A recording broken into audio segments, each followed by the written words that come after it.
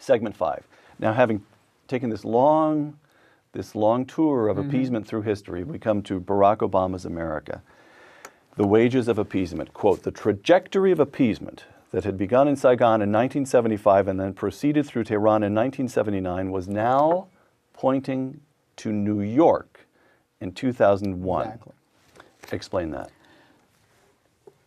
The perception changed of the Vietnam War. And this is something that people have to understand about a great power. A great power is great not just because it has resources, it's because people think it's great. And what does that mean on the international stage? It means that it will defend its interests, that it will reward its friends, that it will punish its enemies. It has prestige. After Vietnam, we no longer had that prestige. The Soviet Union went on a rampage of geopolitical opportunism throughout the world. We began to retreat.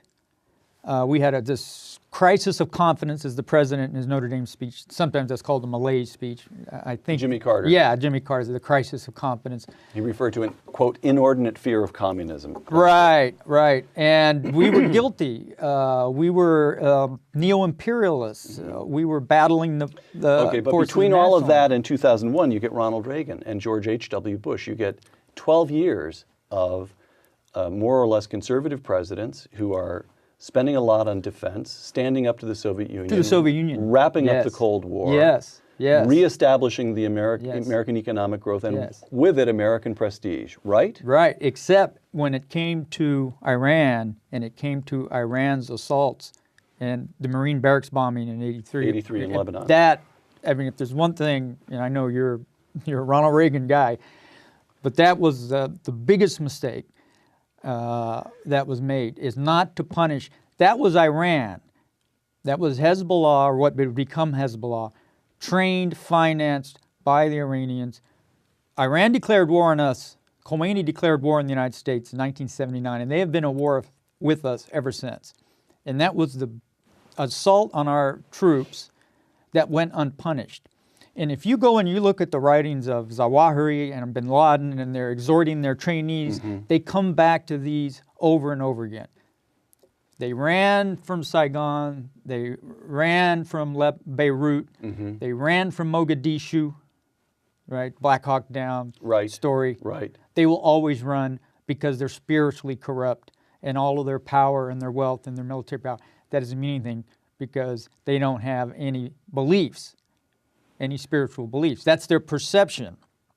And and we can say, well, that perception's incorrect. George H.W. Bush didn't run away from Iraq when they... No, that's what was... Let me confess, I don't care that there weren't any WMDs, okay?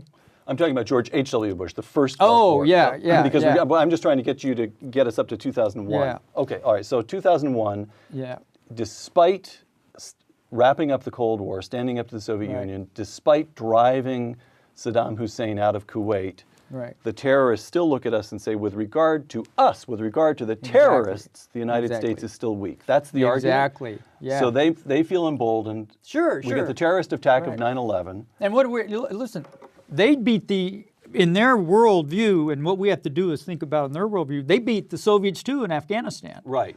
They used our Stinger missiles, of course, and material, but still. What it's sold they as, were the ones who did the fighting. So big deal, you stood up to the Soviet Union, right? Look at us, a little ragtag band of mujahideen in Afghanistan. We took them on and we beat them too. So the next step now is the second world hegemon that interferes with Islam's destiny, which is the United States. The wages of appeasement. Quote, President Obama believes in the UN Security Council and the Human Rights Council, and treaties like the NPT, Nuclear Non-Proliferation Treaty, and START, the Strategic Arms Reduction Treaty, in the IAEA, International Atomic Energy Agency, in multilateral cooperation. But the regimes with which he wishes to engage do not. No. Explain. No. Look, a weak tyrant or illiberal regime or whatever you want to call it, of course, they will participate in all these international sorts of institutions because they can become an instrument for the weak in their relationships with the strong. They will tell the world, when they know the world is listening, what they think the world wants to hear, that they believe in you know, this sort of diplomacy, and they believe in sitting down and having. I mean, who was the great genius of that? Yasser Arafat. Mm-hmm. You know, he would tell us everything we wanted to hear, all of our roadmaps, all of our conferences, all. Well, at the same time, in Arabic to his people, he's talking about jihad, you know, from the river to the sea. You've got to give Barack Obama high marks for prosecuting the war in Afghanistan, though. Oh, no question. No question. Okay. I'm astonished that what I'm astonished by, since you brought that up, is how his base on the left have swallowed that. Because, you know, on the one hand, we're going to try Khalid Sheikh Mohammed in New York, but President Obama is judge, jury, and executioner in Afghanistan when he has a predator go in and blast a compound, and we don't know who's in that compound. Okay, so but Barack Obama takes office, and he says he's going to shut down Guantanamo. He hasn't shut down Guantanamo. They're going to try all the bad guys, that's not gonna happen. and that's not going to happen. Yeah. So you have to say, one, Barack Obama has prosecuted the war in Afghanistan, and he's done what General Petraeus has advised him to do. Two, he's backed off some of the crazier things that he intended, shutting down Guantanamo. I mean, you could say he's grown in office. Three, although he's talked a certain talk about international cooperation and so forth, these international agencies that you mentioned, when it comes right down to it, his actions haven't been that bad. No, but what he does with the right hand, he undoes with the left. Again, in the realm of perception, which is important, the speech in Cairo, which was a disastrous, groveling speech, as well as being woefully historically inaccurate. This failure to, you know, recognize the roots of jihadist terror in traditional Islam, the courtship, and let's face it, he's not the only one that did this. The Bush administration is guilty of some of the same things, of the Muslim people thinking that, well, gee, if we tell them how much we admire their wonderful religion, they'll start to like us. I mean, those sorts of things have compromised the effectiveness.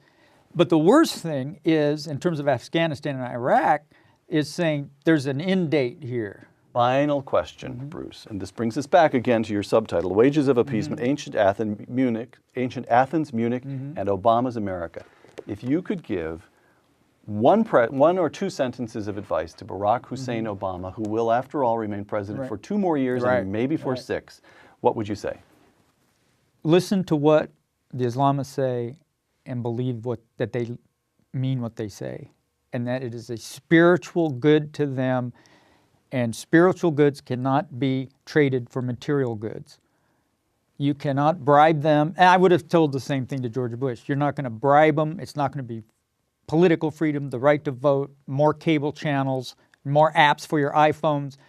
These are people who inhabit a spiritual world of ultimate goods, of a relationship with their God, of responsibilities and obligations. When we disparage that and say that it's a distortion, that it's some sort of neuroses, that they don't really mean it, that they're just totalitarians, we completely fail to understand the people who want to destroy us. And until we take them at their word, I don't believe we will be able to come up with the right sorts of policies. Take them at their word, and then do what about it? Realize that there's not going to be any resolution outside of force. Take them at their word and then rain predator drones down on them. Absolutely. All right. Yeah. As I say, you know, they always tell us we love death more than you love life. Then we should just give them what they love and show them that we mean it. Bruce Thornton, author of The Wages of Appeasement. Thanks, Bruce. Thank you. Appreciate it. I'm Peter Robinson for Uncommon Knowledge. Thanks for joining us.